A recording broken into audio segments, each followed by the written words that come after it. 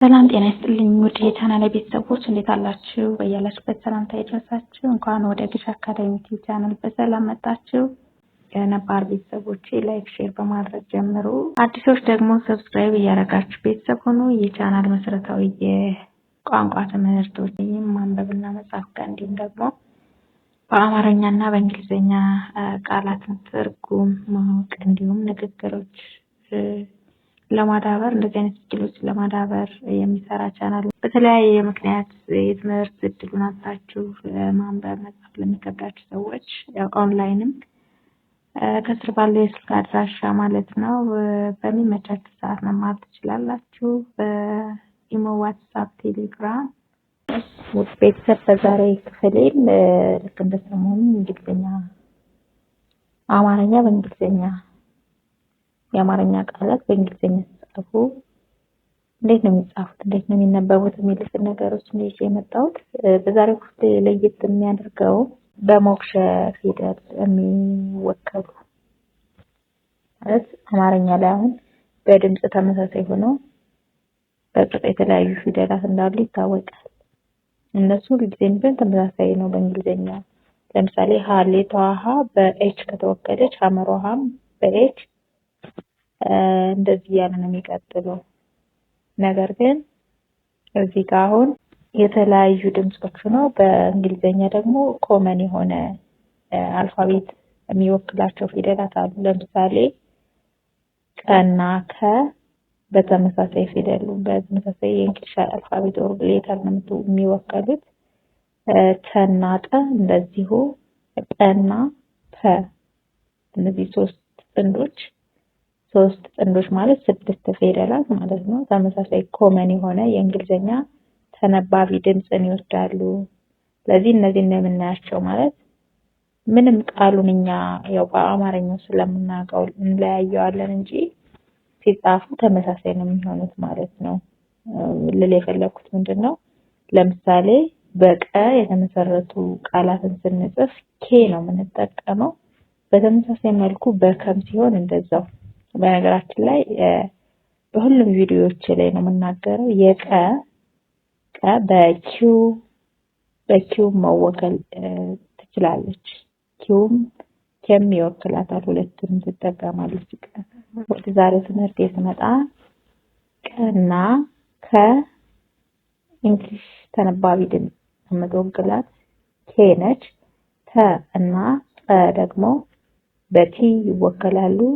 ጰ እና ፐ በፒ ይወከላሉ። እያንዳንዳቸው ፎር ኤግዛምፕል እዚህ ጋር አሁን ተ፣ ቱ፣ ቲ፣ ታ፣ ቴ፣ ት፣ ቶ ለማለት ይኸው እንደምታዩ እዚህም ጋር ጠ፣ ጡ፣ ጢ፣ ጣ፣ ጤ፣ ጥ፣ ጦ ለማለት ኮመን ነው የምንጠቀመው እንግሊዝኛ።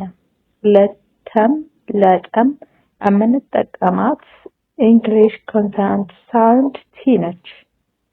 ተነባቢ ድምጽ ቲ ነው የምንጠቀመው። ያው እነዚህ አናባቢዎቹ እንደነገርኳችሁ ነው በሁሉ ጊዜ ቪዲዮ ላይ እንደማወራው። 5 አናባቢዎች ለሰባቱም የአማርኛ ቤቶች ወይም ዘሮች ሪፕሬዘንት ለማድረግ ለመወከል ለአንደኛ ቤቶች አናባቢ ኢ ነች ሁሉ ጊዜ ማለት ነው ከሀ በስተቀር። ሀን ስንጽፍ ግን ሀ አንደኛዋም በኤ ነው አናባቢ የምንጠቀመው ኤ ነው ማለት ነው። ሌሎቹ ላይ ግን ሁልጊዜም ለአንደኛ ቤቶች ኢ፣ ለሁለተኛ ቤቶች ዩ፣ ለሶስተኛ አይ፣ ለአራተኛ ኤ፣ ለአምስተኛ አይ ኢ፣ ለስድስተኛ ራሷ ኮንሶናንት ድምጿ ብቻ ምንም አናባቢ ሳንጠቀም ለሰባተኛ ኦ። ባጭሩ 5 አናባቢዎች ምላችሁ ኢ፣ ዩ፣ አይ፣ ኤ እና ኦ ናቸው ማለት ነው።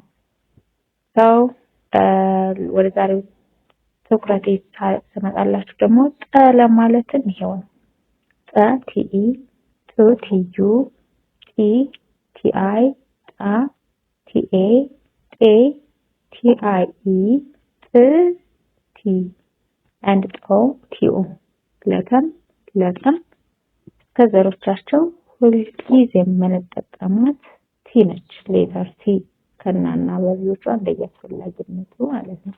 እስኪ ቃላትን እዚህ ጋር ፎር ኤግዛምፕል በጠቤት የተመሰረቱ ቃላት አሉ። እዚህ ጋር ጠጅ፣ ጡት፣ ጣት፣ ጤፍ፣ ጥሩ፣ ጦር፣ ጧፍ፣ ጤና፣ ጥሪ፣ ጠየቀ። እስኪ ጠጅ ለማለት ያው ጠ ቲኢ ነች፣ ጅ ስድስተኛ ጀ ቤት ስለሆነች ጄ ብቻ ይሁት ጠጅ። ጡ ቲዩ ት ይህ እዚህ ጋር መጥቶላችኋል። እንደውም ተም ያሉበት ማለት ነው።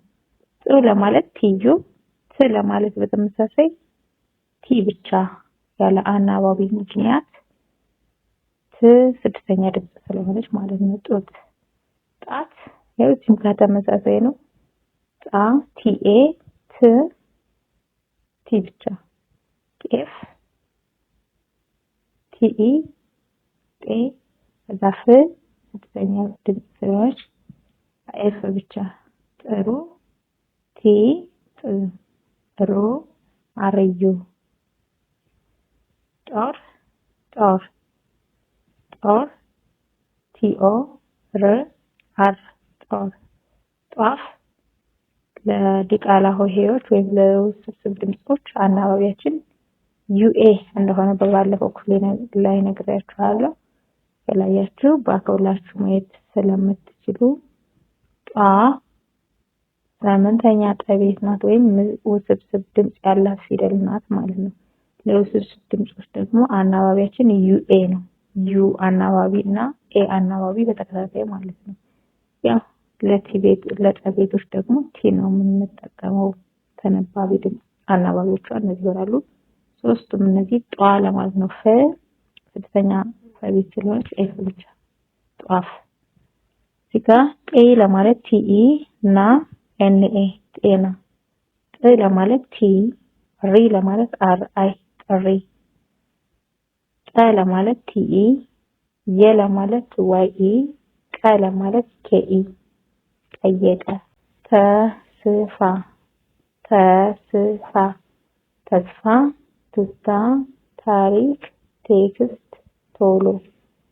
ተስፋ ለማለት ተ ቲኢ ስ ኤስ ፋ ኤፍኤ ተስፋ። ትታ ት ቲዩ ታ ቲኤ። እንግዲህ ቃሉ ራሳችን ስለምናውቀው ነው ብያችኋለሁ። አሁን ይሄ ጡታ ወይም ደግሞ ቱጣ ዋይኖት እንደዛ ሊሆን ይችል ነበር። ግን ያው ቃሉን በአማርኛ እኛ አውቀነው መጻፍ ስንፈልግ እንዳንወዛገብ ለጠና ለተቤቶች ቲን መጠቀም እንዳለብን ብቻ ነው ማሳየት የፈለኩት። እሺ ታሪክ ታ ስድስተኛ ተቤት ማነው አራተኛ ተቤት ስለሆነ ቲኤ ሪ አር አይ ክ ኬ ብቻ ታሪክ። ቴክስት ቴ ቲኢ የሚለው ድምጽ ደግሞ በቤት ክላስ ላይ ሰርቼላችኋለሁ። ኤክስ የሚል ድምጽ ነው ያለው። ት ስድስተኛ ቤት ስለሆነች ቲ ብቻ። ቶሎ ቲኦ ኤልኦ ቶሎ። እሺ ቱ በቱ መሰረት ቃል ስለሌለ እዚህ ጋር ምንም አልጻፍኩም። ቲዩ ብለን እንጽፍ ነበር። ቱ ለማለት ቲዩ ብለን መነሳት። ቱባ ለምሳሌ ብንል ቱባ በሚል አስተካክሉልኝና ቲ ቱ ባለማለት ቲዩ ቢኤ ቱባ። ተባለ ተ ቲኢ ባ ቢኤ ለ ኤልኢ ተባለ። ታላቅ ታ አራተኛ ተቤት ስለሆነች ቲኤ ላ ኤልኤ ቅ ስድስተኛ ቤት ስለሆነች ምንም አናባቢያ አንጠቀም። ታላቅ። ትርጉም ት ቲ ብቻዋን ር አር ብቻዋን ጉ ጂዩ ምክንያት ሁለተኛ ቤቶች ዩን ስለሚወስዱ ም ስድስተኛ ቤት ስለሆነች ኤም ብቻ። ቲና ቲና ቲ ቲአይ ና ኤንኤ ሶስተኛ ቤት ነው። አራተኛ ቤት ቲና። እሺ ሌላ እዚህ ጋር ቀ እና ከ ኮመንትስ ተነባቢ ድምጽ ነው የሚወክላቸው። ሌተር ኬ ማለት ነው። ሌተር ኬ ነው ለቀም ለካም የምንጠቀመው። ስለዚህ ለአንደኛ ቤት ኢ፣ ለሁለተኛ ቤት ዩ፣ ለሶስተኛ ቤት አይ፣ ለአራተኛ ቤት ኤ፣ ለአምስተኛ ቤት አይ ኢ፣ እንዲሁም ለስድስተኛ ቤት ምንም አናባቢ አንጠቀም። ለሰባተኛ ቤት ኦ እናደርጋለን። ሰው በአንድ መንገድ ቀ እያልኩ ነው፣ በሌላ መንገድ ደግሞ ከ እያልኩ ነው። ቆ፣ ኩ፣ ቂ፣ ኪ፣ ቃ፣ ካ፣ ቄ፣ ኬ፣ ቅ፣ ክ፣ ቆ፣ ኮ ከዚህ እንጠቀም። ከቁጭ ካቄ ከቆ ወይም ደግሞ ከቁጭ ካቄ ከኮ ይሆናል ማለት ነው።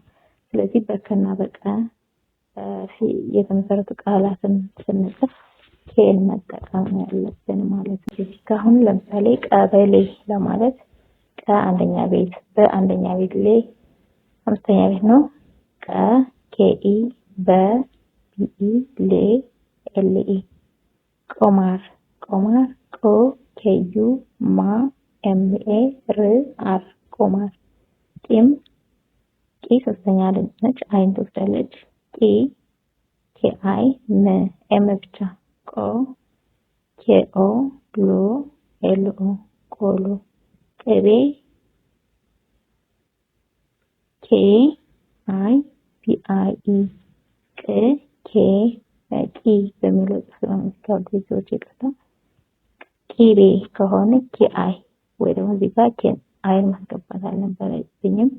ቤ ቢ አይ ኢ አምስተኛ ድምፅ። ከፍታ ከፍታ ከ ኬኢ፣ ፍ ኤፍ ብቻ፣ ታ ቲኤ ከፍታ። ኮፍያ ኮ ኬኦ፣ ፍ ኤፍ ያ ወጌ። ኪዳን ኪ ኬአይ፣ ዳ ዲኤ፣ ነ ኤን። ካባ ካባ ካ ኬኤ፣ ባ ቢኤ ካባ። ክፍል ስድስተኛ ድምፅ ክ ኬ፣ ፍ ኤፍ ል ኤል ክፍል። ሌሎቹ ጥንዶች እነማን ናቸው? ጰ እና ፐ። ጰ ፐ። እነዚህን ሁለት ድምጾችን የምትወክልልን ደግሞ ሌተር ፒ ነች። ፒ። ከዛ ይኸው ለአንደኛ ቤት ኢ፣ ለሁለተኛ ቤት ዩ፣ ለሶስተኛ ቤት አይ፣ ለአራተኛ ኤ፣ ለአምስተኛ አይ ኢ፣ ለስድስተኛ ዊዛውት ቫውል ኮንሶናንቷ ብቻ ትሆናለች። ለሰባተኛ ቤት ደግሞ ኦ እንጨምርባታለን ማለት ነው። ፐ ወይም ጰ፣ ፑ ወይም ኦ፣ ፒ ጲ፣ ፓ ጳ፣ ፔ ኤ፣ ፕ ጵ፣ ፖ ጶ ይሆናል ማለት ነው። እሺ እዚህ ጋር ፕላን ፕላን ፕ ፒ ላ ኤልኤ ን ኤን ፕላን። ፖል ፖ ፒኦ ኤል ማነው ል ስድስተኛ ድምፅ ስለሆነች ኤል ብቻ ፖል። ፓስታ ማነው ፖስታ ፖስታ ፖ ፒኦ ስ ኤስ ታ ቲኤ። ፓሪስ ፓሪስ ፓ ፒኤ ሪ አር አይ ስ ኤስ ፓሪስ። ፑቲን ፑቲን ፖ ፒዩ ቲ ቲአይ ን ኤን ፑቲን። ጳጉሜ ጳጉሜ ያው ለጳ ፒኤ ጉ ጂዩ ሜ ኤምአይ ኢ ጳጉሜ። ጴጥሮስ ጴጥሮስ ጴ ፒኢ ጥ ቲ ረ አርኦ ስ ኤስ ጴጥሮስ። ላጲስ ላ ኤልኤ ጲ ፒአይ ስ ኤስ ጳጳስ ጳጳስ ጳ ፒኤ ጳ ፒኤ ስ ኤስ ጴንጤ ጴ ፒኢ ን ኤን ጤ ቲአይ ኢ። ውድ ቤተሰቦቼ የዛሬ ክፍሎቼ በትንሹ ቢሆን ለማሳየት የሞከርኩት አንዳንድ ፊደላት በተመሳሳይ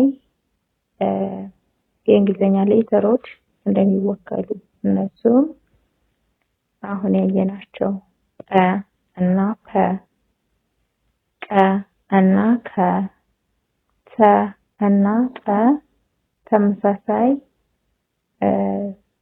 እንግሊሽ ሌተርን ይጋራሉ ወይም ይጠቀማሉ ማለት ነው።